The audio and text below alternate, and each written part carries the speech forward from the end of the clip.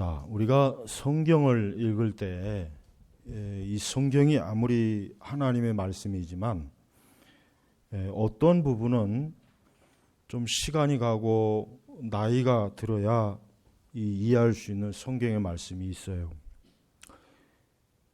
이 시편만 해도 그렇습니다. 시편이나 잠언 같은 경우는 저도 뭐 젊은 시절에 20대 시절에 그 10대 시절에도 그렇고 말씀을 읽었지만 그냥 하나님 말씀이니까 그냥 좋은 말씀이다. 그 정도만 이해하지 실제로 이 말씀이 정말 무엇을 의미하는지에 대해서는 좀 더 시간이 지나고 좀 더 나이를 먹고 좀 더 이 세상을 살면서 이 말씀이 이해되어집니다. 특별히 시편 23편은 더욱이나 우리 지금 청년들이 말씀을 읽어서 이해하는 것과 좀 더 나이를 먹고서 이 말씀을 읽고 이해하는 것, 또 죽음 직전에 이 말씀을 읽고 이해하는 것은 달라요. 아무리 저도 시편 23편에 관한 좋은 설교집이나 주석이나 이런 것들을 읽어봤지만 이 말씀을 정말 이해하려면은 실제로 이 말씀이 우리의 삶 속에서 겪어질 때 그때 이 말씀이 무엇을 의미하는구나 그렇게 알 수가 있는 거예요. 그러니까 우리 성도 여러분도 성경을 읽을 때 그런 것들을 어느 정도 감안하고 읽으면 괜찮습니다. 그러면은 하나님 말씀이 참으로 모든 것을 다 하나님의 말씀이 정말 포괄적으로 다루는구나 하는 걸 알 수가 있어요. 시편 23편은 서양에서는 그 장례식 때 특히 이 말씀은 거의 대부분 이 말씀으로 많이 설교하여지고 들려지는 말씀이에요. 그래서 우리는 이 시편 말씀, 특별히 이 다윗의 시 23편은 다윗이 말 그대로 말년에 다윗이 한창 젊을 때 쓴 시가 아니에요. 다윗이 거의 이제 자신의 생애를 다 마무리하는 그 시점에 이제 솔로몬에게 자신의 왕위를 물려주고 자신은 이제 곧 모든 것을 다 놓아놓을 그 시점에 이 23편이 쓰여진 시란 말이에요. 그러니까 우리가 이 시편 23편을 같은 것을 이해하려면은 우리 자신이 어때요? 그만큼 이 시편의 내용을 우리 자신이 어느 정도 겪어보거나 체험해보거나 닥쳐봤을 때 이해가 되는 거예요. 그러기 전까지는 우리가 설령 아무리 좋은 설교를 듣고 주석을 봐도 그냥 머릿속으로 그렇구나라고 하는 정도지 이걸 실제적으로 절감하기는 참 어려워요. 그래서 우리는 이 하나님의 말씀, 특별히 시편 23편이나 그 외 여러 시편을 보면은 시라고 하는 것은 압축, 절제된 문학이에요. 시는. 저는 시를 별로 안 좋아해요. 저는 시를 읽으면 지루하고 재미도 없고 그래서 제 서재에는 시가 없어요. 시집이. 아마 한두 권 있을 것 같아요. 한두 권. 그러나 성경의 시편은 안 그래요. 성경의 시편은 정말 읽고 성경의 시편은 그 의미를 되새길 만한 정말 생명의 말씀이고 이 시편, 성경에 있는 이 시편은 참으로 하나님의 말씀이고 계시의 말씀이고 우리 영혼에 또 우리 신자들의 신앙을 압축적으로 표현할 수 있는 그러한 내용이 이 시편에 가득해 있어요. 그래서 우리가 기도할 바를 모를 때 어떻게 합니까? 시편을 외우면 좋습니다. 내가 하나님 앞에 기도를 해야겠는데 도대체가 어떤 말로 기도해야 될지 모를 때가 있어요. 그럴 때는 성경의 시편을 가지고 기도하시면 돼요. 그러면은 내가 표현하고 싶은 마음, 내가 표현하고 싶은 내 심령, 내가 하나님께 어떤 갈급해하는 내 이 마음의 답답함, 괴로움, 염려, 고통, 또 기쁨, 즐거움, 이 시편이 다 표현되어 있어요. 그래서 이 시편은 어떤 시편이든 간에 정말 우리 그리스도인들은 시편을 즐겨 읽고 할 수만 있으면은 외우면 더 좋고요. 외우면 더 좋고. 이렇게 기억력이 좋은 사람들은 한번 시편을 1편부터 한번 150편까지 한번 외우는 그러한 시도를 해보십시오. 그러면은 결코 뭐 다른 책 100권, 200권 읽은 것보다 훨씬 더 많은 신앙의 깊이와 또 영적인 원리와 또 하나님을 섬기고 신뢰하는 그러한 그 믿음의 도에 있어서 굉장히 큰 열매와 유익을 줄 수가 있을 것입니다. 자, 시편 23편 1절을 보면은 여호와께서 나의 목자시니 내가 부족함이 없을 것입니다. 자, 이 첫 번째 나오는 이 1절에 보면은 가장 중요한 단어는 목자입니다. 목자. 여호와께서는 나의 목자이시니. 다윗이 목동 출신이잖아요. 그렇죠? 다윗이 목동 출신이란 말이에요. 그래서 사실은 다윗이 기름 부음 받을 때 그 형들은 아버지가 불러서 그 사무엘 선지자에게 접견을 했는데 이 다윗은 그냥 그 아버지가 다윗 같은 뭐 저 매일 막내 녀석 무슨 뭐 선지자를 만날 필요가 있겠나? 그냥 너는 거기서 그냥 양이나 쳐라. 너는 그냥 짐승이나 돌봐라. 아예 부르지도 않았어요. 그러다가 나중에 하나님께서 다 아니다. 내가 택한 그릇은 아니다 해가지고 나중에 다윗이 왔죠. 그러니까 다윗은 목동 출신이에요. 목동. 그러니까 다윗은 이 목자라는 말을 누구보다도 잘 이해하는 사람이에요. 우리는 목자라는 말을 잘 이해 못해요. 왜냐하면 우리는 유목문화가 아니잖아요. 우리가 만약에 유목문화에서 컸다면 이 목자라고 하는 거 굳이 뭐 구구절절히 설명 드릴 필요가 없어요. 목자 하면 벌써 목자는 뭐다? 금방 아는 거예요. 자, 이 목자는 뭡니까? 목자는 무엇보다도 양들을 주인이에요. 양의 주인이에요. 주인. 제일 첫 번째 목자는 양의 주인이다. 예, 가장 첫 번째. 예. 그래서 이 양을 치거나 이런 걸 치면은 다 그 양들이나 이런 것들이 주인을 알아봐요. 그래서 주인이 아니면 따라가질 않아요. 그 철저하게 주인을 따라다니고 그 주인의 지시와 인도를 받아요. 양들은. 그러니까 양들이 겉으로 보기에는 멍청하게 생겼어도 상당히 참 똑똑해요.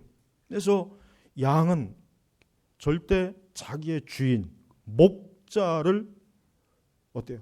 목자에게서 떨어지지 않습니다. 진짜 양은.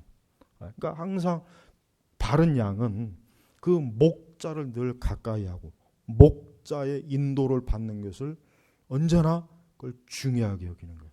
그래서 다윗이 지금 뭐예요? 여호와께서 누구의? 나의 목자. 쉽게 얘기하면 다윗은 하나님이 나의 주인이다. 나의 주인이라는 거야. 나의 주인. 나의 절대적인 주인이에요. 주인. 그러니까 하나님께서 나의 목자이시니, 그러니까 하나님께서 나의 주인이시니 주인. 나의 주인이다. 이게 주인.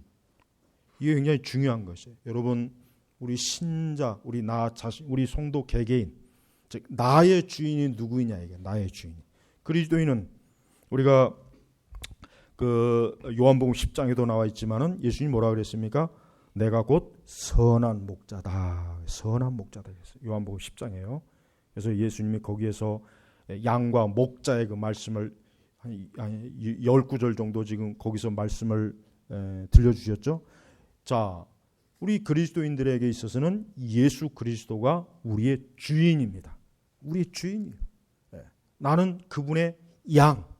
그래서 은유적 표현이란 말이에요. 그러니까 우리 기독교에서 양과 목자는 굉장히 중요한 신앙적 개념이 있어요. 그래서 우리 성도들은 날마다 어때요? 나의 주인이 누구이냐? 나의 주인이 누구이냐? 나의 주인은 우리 주님이시다. 나의 아버지 하나님이시다. 그분이 나의 영원한 목자. 나는 그분에게 가까이 해야 될 양이고 나는 항상 그분의 인도와 다스림을 받아야 내가 안전하게 있다는 것을 그걸 깊이 인식하는 거예요. 그러니까 다윗은 자기는 목자이신 여호와가 아니면 자기는 살 수가 없다. 이렇게 고해요. 그래서 그냥 내가 부족함이 없을 것입니다. 여기서 말하는 부족함이 뭐겠어요? 모든 걸 얘기하는 거예요. 영육간의 모든 것을 목자이신 하나님 아버지께 자기는 의지하고 그분에게 의탁하고 그분에게 절대적으로 그분을 따르고 그분에게 나는 복종하고 순종한 그걸 지금 표현한 것입니다. 이게 바로 우리 신앙의 고백이에요. 여러분, 우리 성도는 우리가 그리스도를 믿고 하나님께로 돌아온 그 이후부터는 오직 예수 그리스도가 나의 목자이시고 그분이 나의 주인이시고 그분이 나의 모든 것을 어때요?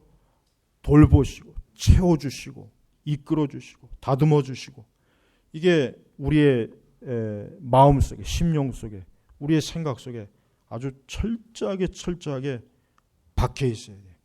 이걸 잠시라도 잊으면 안 되는 거예요. 그래서 우리는 여호와께서는 나의 목자이시니 내가 부족함이 없을 것이다. 사실 시편 23편의 1절만 잘 우리가 알고 있어도 우리는 우리 자신의 부족함으로 인해서 우리는 그걸로 인해서 두려워하거나 염려하거나 그걸 인해서 우리 자신이 고통을 받거나 환난 때 낙심하거나 그러진 않아요. 왜? 여호와께서 나의 목자이시니. 여호와께서 나의 목자이시니. 그러니까 제일 첫 번째 표현이 뭐예요? 다윗은 하나님께서 나의 주인이시다라고 하는 그 신앙의 고백을 통해서 뭐예요? 하나님을 인정하는 거예요. 하나님을 인정하는 거예요. 그래서 우리 성도들에게 있어서 무조건 우리는 목자이신 주님을 따라야 됩니다. 여러분, 양은 사실은 선택의 여지가 없어요. 양은 선택의 여지가 없어요. 양은 무조건 주인을 따르지 않으면 양은 죽습니다. 양은 목자를 따르지 않으면 무조건 죽어요. 왜? 양을 보호하는 유일한 존재가 목자이기 때문에. 그래서 여러분, 양이 그 목자의 우리나 그 목자의 관할권에서 이탈되면 그 양은 어떻게 됩니까? 늑대나 일이나 사나운 짐승이 한순간에 낚아채서 죽는 거예요. 그러니까 우리 성도들에게서도 똑같아요. 우리는 철저하게 예수 그리스도를 따라야 됩니다. 그게 뭡니까? 그게 선한 양의 특징이에요. 올바른 양. 그러나 염소는 목자를 따르질 않아요. 염소는 자기 고집이 강하잖아요. 자기 마음대로 흩어져요. 목자를 별로 신뢰를 안 해요. 그러니까 양의 이 바른 양의 특성이 뭐겠어요? 그 목자에게서 벗어나지 않는 거예요. 항상 목자의 관할, 그 목자의 치리, 그 목자가 관리하는, 책임지는 그 안에서 언제나 있으려고 하지. 그 목자의 그 눈과 귀를 벗어나서 멀리 가려고 하는 그 양은, 그렇게 하는 양은 못 됩니다. 그건 오래 못 살아요. 잠깐 자기 기분에 치여서 자유로울 수는 있지만 곧 어때요? 대번에 원수 마귀는, 양들의 대적자들은 저거 목자를 일탈했구나, 저 목자에게서 벗어났구나, 저게 목자를 지금 등지고 지금 자기 마음대로 저렇게 휘젓고 다니는구나, 금방 합니다. 여러분, 사단은, 원수 마귀는 우리를 어떻게 시험합니까? 우리가 그리스도에게서 조금만 멀어져도 마귀는 금세 알아요. 금방 합니다. 그래서 마귀는 우리가 잠시라도 우리가 믿음으로, 우리가 하나님과의 기도의 교제 속에, 예배의 교제 속에서 우리가 멀어지면은 금세 우리를 시험해요. 금세 우리에게 와요. 틀림없어요. 한번 오늘 이번 주에 시험해 보세요. 그런가 안 그런가? 그런 거 굳이 시험할 필요가 없어요. 또 그죠? 그건 뭐 좋은 거라고. 그러니까 성도는요, 철저하게 매사에 내가 예수 그리스도, 하나님을 가까이 해야 돼요. 그래야만 너희를 가까이 하시리라 그랬잖아요. 그러니까 영적으로 우리가 주님에게 멀어지면 벌써 마귀는 압니다. 세상도 알아요. 벌써 마귀와 세상은 저거 주인에게서 멀어지는구나, 저 목자에게서 멀어지는구나 해서 다양한 유혹과 다양한 미혹과 다양한 욕심으로 우리를 어떻게 해요? 속여서 파멸시키고 무너지게 하고 시험에 걸려 넘어지고 덫에 빠지게 하고, 이게 금방 간단 말이에요. 그러니까 여러분, 양은 하여튼 무조건 목자를 따라야 됩니다. 양은 자기 생각이 아니라 목자의 생각을 따르는 거예요. 양은 자기 생각이 아니에요. 자기 주관 뜻, 내 의지, 내 생각은 이런 것 같아. 내 뜻은 이런 것 같아가 아니라 양은 뭐예요?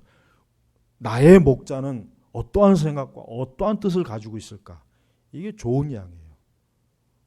부실한 양은 뭐예요? 주인의 생각과 뜻은 별로 개의치 않고 자기의 뜻과 자기의 생각을 더 추구해요. 그 부실한 양이라면 그런 양들은 분명히 꼭 그것 때문에 해를 당하게 될 것입니다. 그래서 다윗이 여호와께서 나의 목자시니라고 했을 때 다윗은 보세요. 다윗은 어떤 자기의 그 어떤 무엇을 주장하지 않아요. 그리고 우리가 이제 보면 알겠지만은 4절부터는 뭐라고 표현하냐면 주께서라고 표현해요. 그러니까 1절, 2절, 3절에는 그냥 나의 목자 그분께서 그분의 이름으로 하다가 4절로 넘어가면 뭐랍니까? 이는 주께서 주님의 지팡이와 5절에도 주께서 그러니까 이 아까 제가 얘기했지만 이 목자의 개념에는 주님이라는 개념이 들어가 있다는 뜻이에요. 주님이에요, 주님. 네. 그러니까 다윗은 자신의 일생을 돌아봐요. 여러분 다윗의 일생이 얼마나 파란만장합니까? 사실 다윗은 인간적으로 다윗은 행복하지 않았어요. 다윗은 인간적으로 행복한 사람이 아니에요. 다윗은 정말 엉겹결에 물론 하나님의 선택이지만 하루아침에 기름 부음 받아서 그것 때문에 굉장히 뭐 좋아지기보다는 그 사울 왕, 그러니까 자기의 장인이 될 그 왕, 그 이전에도 그 이후에도 시기 질투의 대상이 돼가지고 오랜 동안 그 도피 생활, 쫓겨나는 생활을 했잖아요. 쫓겨나는 생활. 그러다가 왕에 올랐지만 또 왕에 오르고 얼마 지나지 않아 또 그 교묘한 사단의 시험에 넘어갔죠. 그것 때문에 또 하나님께서 다윗에게 그만큼의 고통스러운 아주 뼈를 깎는 고통의 시험을 또 하나님이 허락하셨죠. 그러니까 다윗의 일생을 보면은 좀 뭐라 그럴까? 차라리 다윗이 왕으로 선택되지 않았더라면은 그냥 평범하게 그냥 행복하게 잘 살았을 텐데 어떻게 기름 부음 받고 나서 더 다윗은 어때요? 굉장히 시련도 많고 고난도 많고 고생도 많이 하고 아주 이 다윗은 굉장히 고통이 심했습니다. 바로 그런 가운데서도 여호와께서는 나의 목자이시니 내게 부족함이 없을 것이다. 그러니까 다윗은 궁극적으로 뭡니까? 하나님께서 나의 모든 것들을 주관하시는 분이다. 하나님께서 나에게 좋은 걸 주시던, 하나님께서 나에게 나쁜 걸 주시던, 하나님께서 나에게 좋은 환경을 주시던, 어려운 환경을 주시던, 다윗은 그 모든 것이 뭡니까? 하나님께서, 목자이신 하나님께서 그 모든 것들을 다 주관하신다는 거예요. 주관하신다. 그러니까 우리 성도들에게 중요한 믿음이 뭡니까? 우리 성도들은 항상 하나님이 좋은 것만을 주신다는 생각을 하면 안 돼요. 하나님이 좋은 것만을 주시는 하나님. 사실 거의 대부분 복음주의 신자들은 그런 생각을 갖고 있어요. 하나님은 좋은 것만을 주시는. 그래서 항상 좋으신 하나님 그러잖아요. 그러나 사실은 그 좋으신 하나님은 우리가 생각하는 그런 좋으신 하나님이라기보다는 하나님은 주권적인 하나님이에요. 하나님은 그렇게 동방에서 그렇게 하나님을 잘 섬겼던 요백에도 굉장한 시험을 주셨잖아요. 믿음의 조상들 보십시오. 하나님께서 그들을 항상 좋은 것으로만 그들을 만족한 게 아니죠. 그들이 얼마나 고생을 많이 했어요. 아브라함, 이삭, 야곱을 보면은 엄청나게 시련을 많이 겪었어요.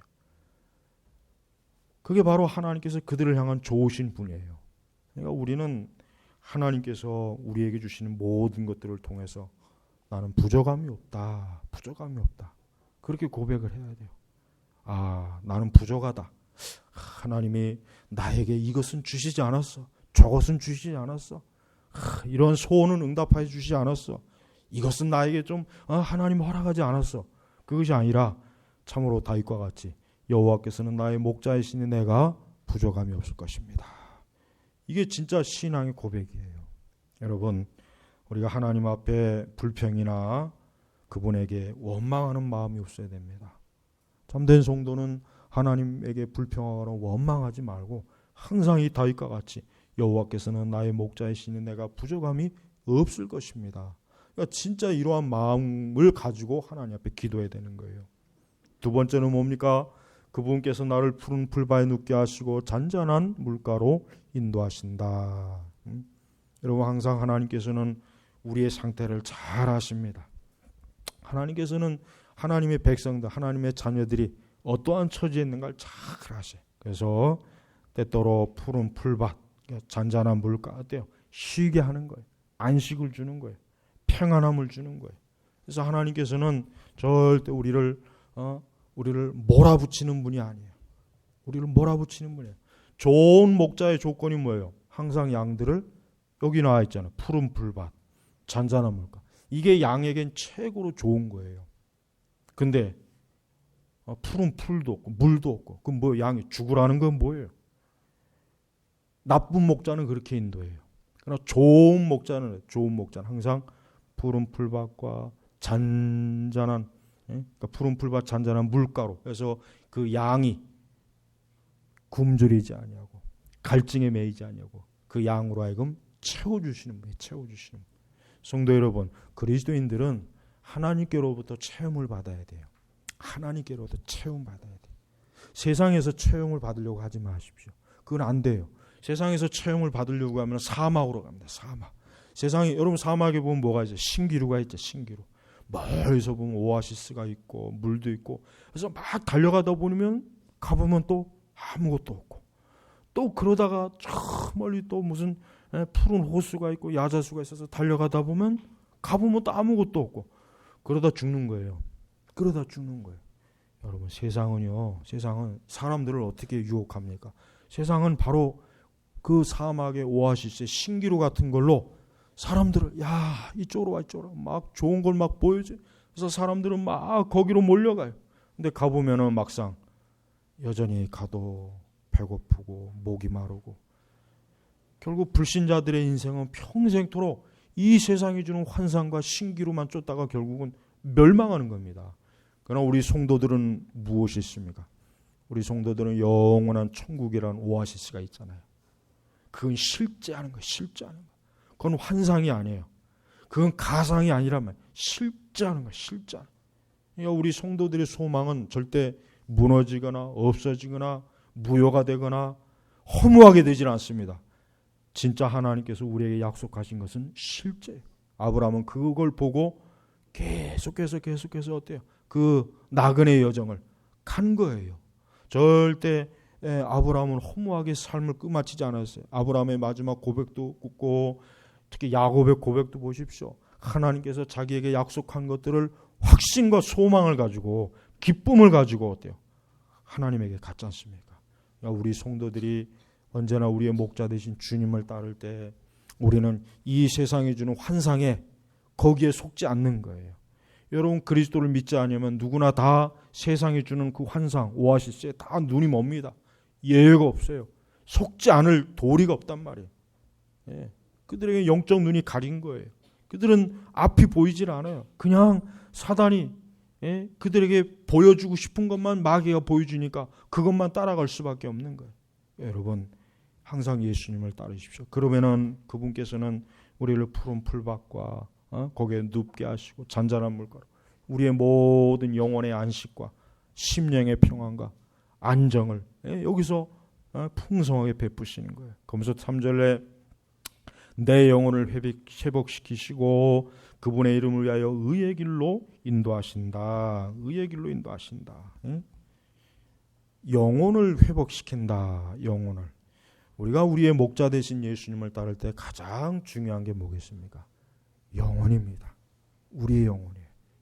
요즘 약간 유행하는 그 신학 조류가 뭐냐면 쉼에 대한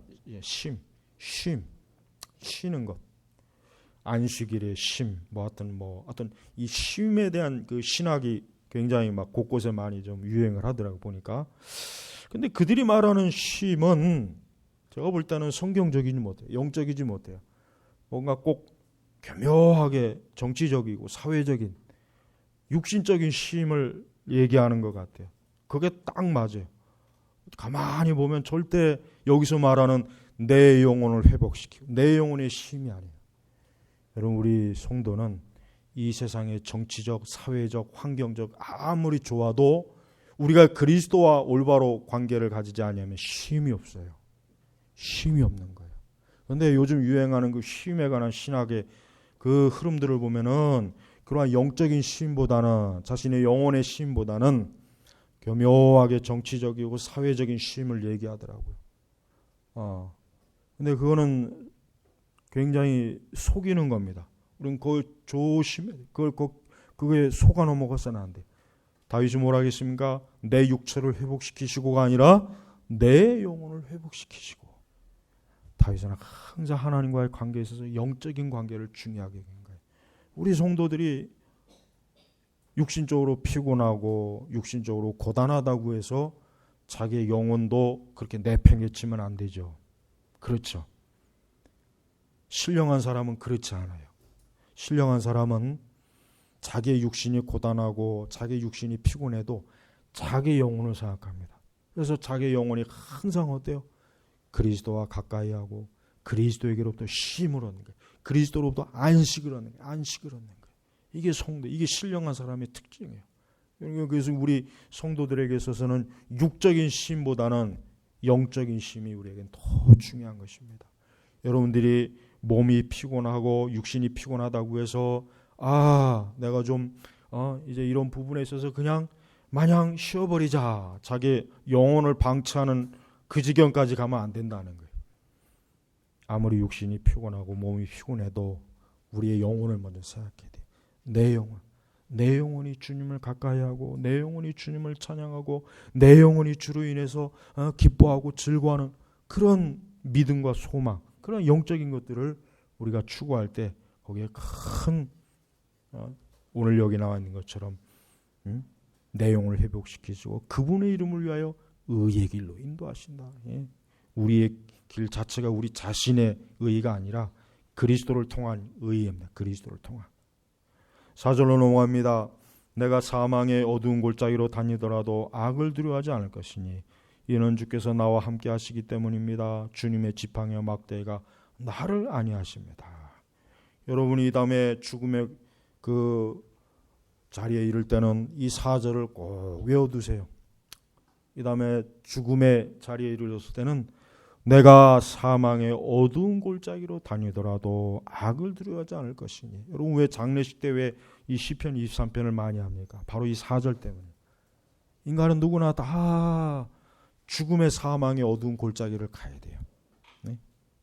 여러분, 불교에서는요, 나는 불교가 진짜 그러면 나는 끔찍할 것 같아요. 사람이 죽으면 막 그냥 엄청난 끝도 길도 알 수 없는 그 수천 수억 리의 길을 막 넘고 뭐 칼 같은 산을 넘고, 그게 진짜선 끔찍할 것 같아요. 난 불교가 거짓이라 참 안도가 되지, 그게 진짜였으면 얼마나 그 진짜 정말 소름 있겠죠. 소름 있죠. 어떤 사람이 나한테 연등을 주려고 하더라고요. 그래서 내가 기겁을 해서, 무슨 연등을 나한테, 끔찍해가지고 내가 연등을 나눠주고 있더라고요. 무슨 연등을 나한테 줘요. 눈을 그냥 이렇게 뜨고 끔찍하게 내가 쳐다봤어요. 여러분, 우리가 이 사망이, 인간이 이 사망이, 티벳 그 죽음의 서라는 책이 있어요. 그 책을 보면은 인간이 죽어가는 그 과정을 기록한 거예요. 그 책이 유일해요. 모든 고대 서적 중에 죽음의 과정을 기록한 책이 그 티벳 서예요. 그 티벳 서를 읽어보면은 인간이 죽음 위에 뭐 어쩌고 저쩌고 많아요. 그거 다 가짜입니다. 그거 다 귀신이 써놓은 거예요.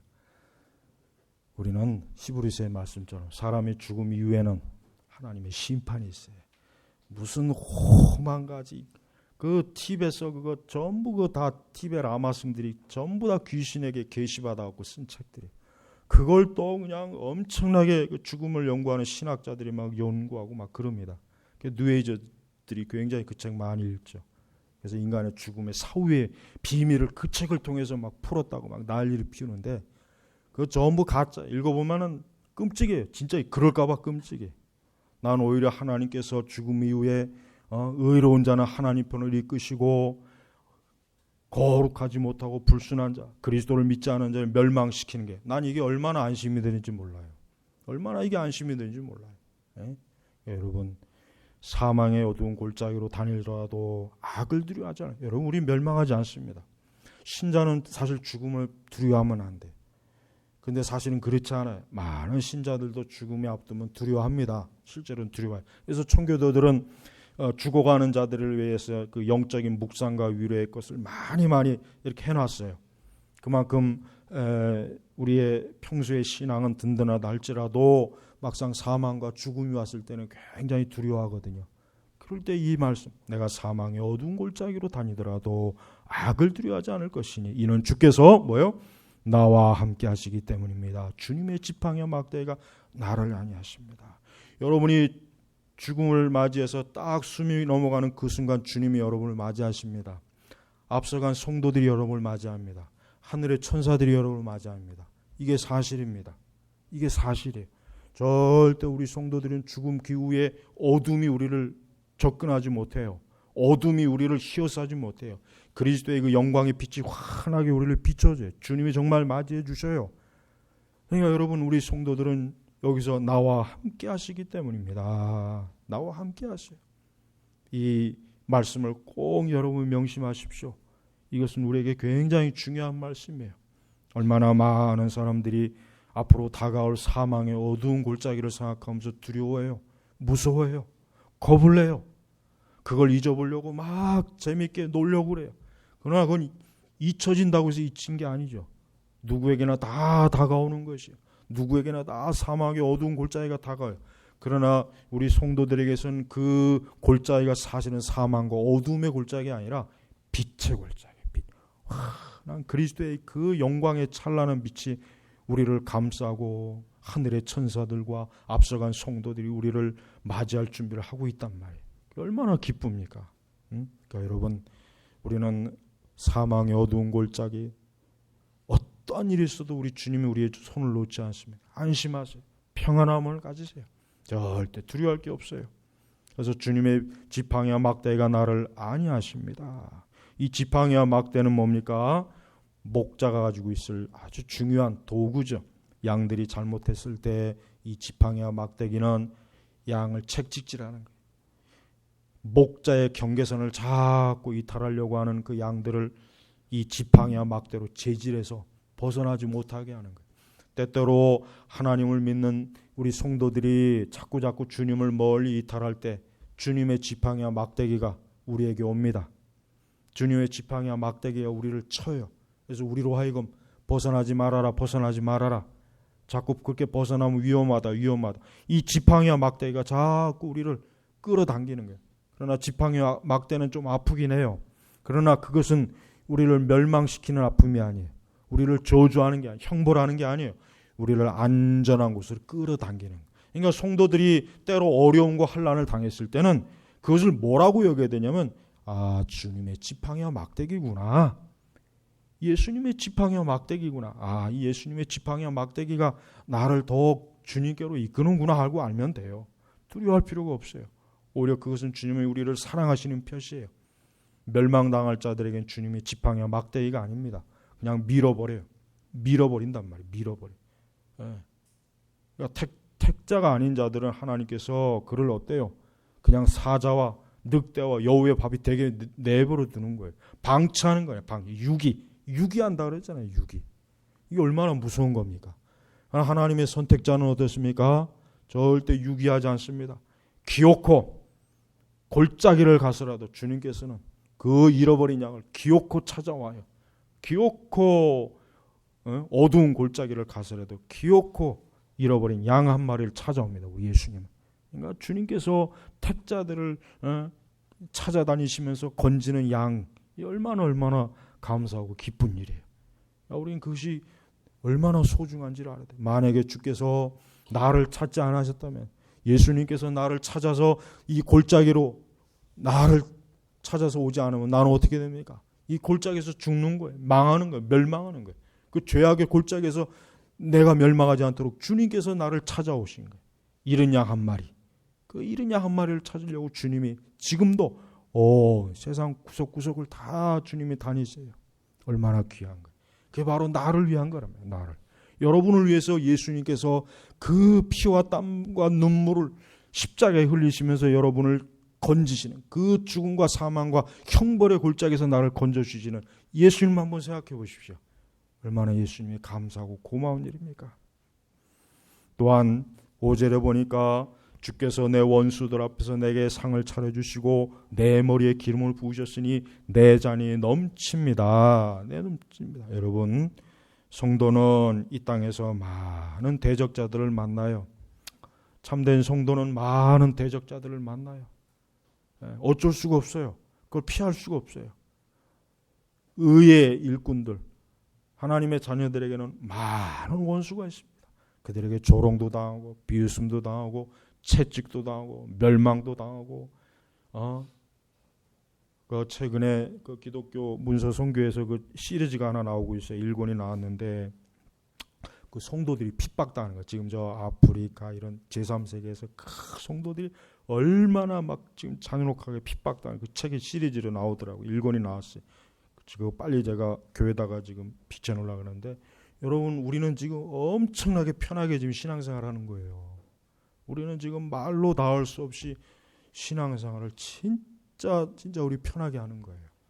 지금 여러분 얼마나 많은 핍박이 있는지 몰라요. 우리 기독교 신앙을 가진 이들이, 특히 저 아프리카 지역들, 저 무슬림들이 얼마나 잔혹하게 지금 저 기독교인들을 핍박하는지 말도 못합니다 지금. 그래서 그 책 서문에 보니까 신약 시대, 사도행전 시대를 지금 살고 있는 그리스도의 백성들이 있다 이거예요. 네. 그러니까 여러분, 우리가 그걸 알아야 돼. 그리스도 안에서 한 형제 자매들은 지금 돌에 맞아 죽고 칼로 목베임을 당하고 불태워 죽고 쫓겨나고 유리돼, 지금 그런 일들이 엄청 많이 있어요. 근데 우리는 이 안에 있기 때문에 우리는 그런 게 있는지도 모르는 사람도 많고 그게 잘 이해도 안 되는 거예요. 이해도 안 되는 거예요. 그래서 여러분 알아야 돼요. 지금 얼마나 많은 사람들이 핍박을 받는지 알아야 돼요. 얼마나 많은 사람들이 앞으로 또 핍박을 받을 거예요. 앞으로 그럴 겁니다. 저는 생각하기에 과연 우리나라도 언제까지 이렇게 우리 기독교가 이렇게 평안할 수 있을까? 언제까지 이럴 수 있을까? 종종 그런 생각을 해요. 우리가 언제까지 이렇게 자유롭게 예배를 드릴 수 있고 교회를 세우고 언제까지 이렇게 신앙생활 할 수 있을까? 물론 끝까지 그렇게 갔으면 좋겠는데, 우리 주님은 하나님의 백성들이 이 땅에서 그 원수들에게 고통을 받고 그 피눈물을 흘리고 순교의 죽음과 채찍질과 배고픔과 감옥에 갇힘과 부끄러움과 오만 가지 겪지만 주께서 뭐예요? 내 원수들 앞에서 내게 상을 차려주시고 내 머리에 기름을 부으셨으니 내 잔이 넘치나이다. 그렇습니다. 지금 이 땅에서 우리의 신앙과 믿음으로 우리의 원수들로부터 큰 고통을 받는 그 신자들은 장차 왕중왕이시오 어린 양 되신 그 예수 그리스도께서 그들을 위해서 하늘의 놀라운 잔치를 베풀어 주시는 거예요. 그들을 높여 주시는 거예요. 그들을 위로하시는 거예요.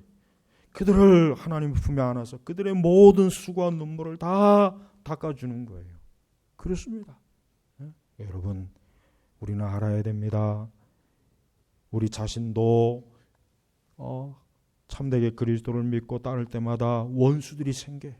원수들이 있습니다. 나타나요. 꼭 나타나요. 안 나타나지는 반드시 나타나요. 그 원수들이 우리를 괴롭히고 여러 가지로 우리를 고통을 줄 때 이 말씀을 기억해야 돼요. 이 모든 원수들이 결국은 내 앞에서 부끄러움을 당할 것이다. 주님께서는 이 원수들 앞에서 나를 하늘의 그 영광으로 높여주실 것이다. 하늘의 그 영화로운 영생으로 나를 축복하실 것이다. 그걸 명심해요. 그러니까 우리가 이 땅에서 모든 우리의 신앙과 대적자들로 인해 고통을 받을 때 소망을 가지고 기뻐하라 이게 기뻐하라. 기뻐해야 돼요. 낙심하지 말고 두려워하지 말고 괴로워하지 말아요. 오히려 기뻐요. 기뻐요. 너희가 내 이름으로 인하여 핍박과 고통을 받으면 오히려 기뻐하는 거예요. 기뻐하는 거예요. 하늘에 상급이 생기는구나. 얼마나 좋습니까? 근데 이 정도까지 되려면 그냥 믿음 갖고는 안 됩니다. 정말 여러분 신앙생활 잘해야 됩니다. 기도생활 잘해야 돼요. 정말 예배생활 잘해야 돼요. 그래야 돼요. 그렇지 않으면 안 돼요. 그게 그렇게 쉽게 되는 것 같습니까? 그렇지 않아요.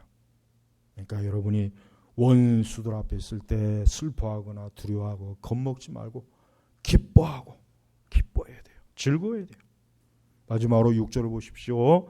참으로 선하심과 인내하심이 내가 사는 날 동안 나를 따를 것이니 내가 여호와의 집에 영원히 살 것이다. 다윗은 뭐예요? 자기가 영원히 왕궁에 살 것이다가 아니죠. 왕궁도 좋아요. 왕궁이 얼마나 좋습니까? 왕궁에 앉아갖고 자기의 시종들이 있고 편안하게 대접받고 왕의 권세를 누리지만 다윗은 그게 아니에요. 다윗은 뭐 내가 여호와의 집에 영원히 살 것이다. 이게 다윗의 궁극적인 소망이에요. 여러분들의 소망이 뭐세요? 영원히 양로원에서 살 것이다. 이거 아니잖아요. 영원히 휴가지에서 살 것이다. 그것도 아니죠. 우리 성도는 뭐예요? 여호와의 집. 이 천국은 하나님의 집입니다. 천국은 하나님의 집이에요. 그러니까 우리 성도들은 천국에 영원히 영생할 그 소망, 그 궁극적인 소망에 충만한 사람이에요. 그러면서 또 뭡니까? 그 전에 참으로 선하심과 인내하심이 내가 사는 날 동안. 그러니까 성도는요, 자기의 사는 날 동안 하나님의 선하심과 인내하심이 절대 끊이지 않는다는 거 알아야 돼요. 여러분 앞으로 불행하지 않아요. 여러분이 그리스도 안에 있는 이상 여러분에겐 불행이라는 게 없어요. 절대 불행이라는 게 없습니다. 저주라는 것도 없어요. 왜? 하나님의 선하심과 인내하심이 내가 사는 날 동안 나를 따를 것이니. 그러니까 우리 참된 성도는 모든 게 하나님의 선하심과 인내하심, 인자, 하나님의 선한 인자로 하나님이 우리를 어때요? 항상 돌보시고 그렇게 하다가 또 어떻게 합니까? 내가 여호와의 집에 영원히 산다. 하나님의 집에 영원히 산다. 하나님의 집은 영생을 말하는 것입니다. 천국을 말하는 것입니다. 하나님의 집만큼 좋은 것이 없어요. 우리 모두가 다 지금 나그네의 길을 가고 있어요.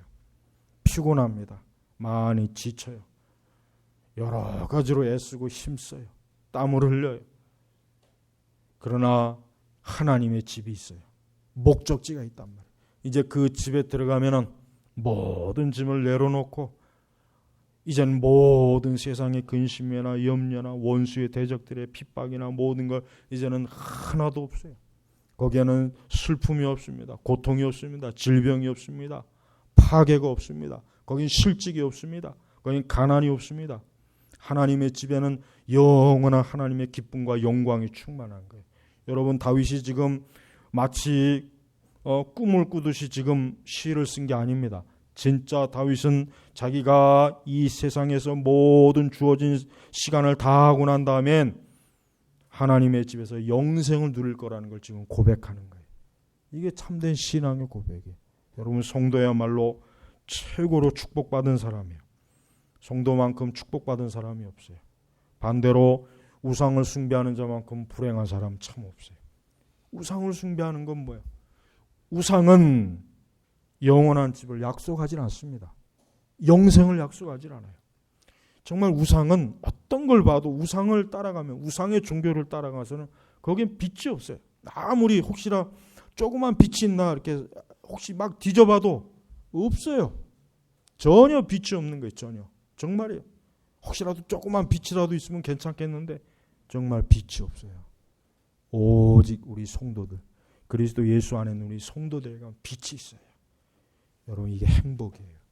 그러니까 우리 그리스도인들은 절대로 나는 불행한 사람이야. 내 인생은 패배자야. 내 인생은 파괴되었어. 내 인생은 우울해. 내 인생은 어두워. 진짜 성도는 그런 생각을 절대 할 수가 없습니다. 어떻게 다윗과 같은 사람이 그런 생각을 하면서 살았을까요? 한번 상상해요. 다윗과 같은 사람이 진짜 그런 생각을 하겠어요? 다윗은 이 시를 멋있게 쓴 게 아닙니다.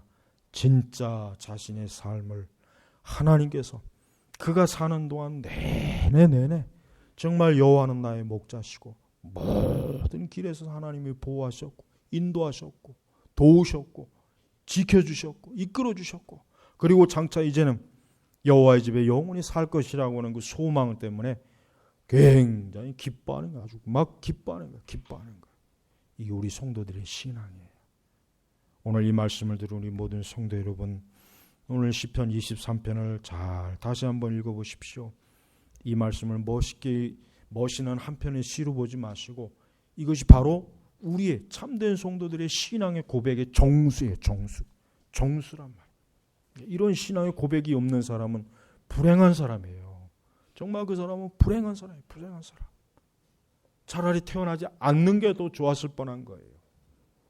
여러분, 오늘 시편 23편을 한번 제가 쭉 훑어봤습니다. 중요한 것은 한번 다 살펴봤어요. 이 시편 23편이 여러분의 심령에 평생토록 잘 새겨져서 이 시편 23편으로 여러분의 인생을 사시고 천국에 들어가는 날까지 이 시편을 입에 품고 마음에 품고 살아가실 주의 이름으로 축복합니다. 기도하겠습니다. 하나님 아버지, 감사합니다. 우리의 목자 되신 주 예수님께서 우리를 위해서 목숨을 버리시고 또 우리를 위해서 희생해 주시고 우리가 그릇된 길로 가지 않도록 지켜주시고 우리를 모든 염려와 두려움에서 보호하시며 오늘도 우리가 사는 날 동안 내내 그 하나님의 선하심과 인내하심으로 감싸주시니 감사합니다. 오늘 말씀을 들은 우리 모든 교우들이 이 말씀을 더 깊이 사랑하고 더 많이 이 말씀을 믿고 더 많이 이 말씀에서 자신들에게 주어지는 영적인 하나님의 거룩한 메시지를 더 많이 켤 수 있도록 도와주시옵소서. 감사하며 우리 주 예수 그리스도의 이름으로 기도 올렸습니다. 아멘.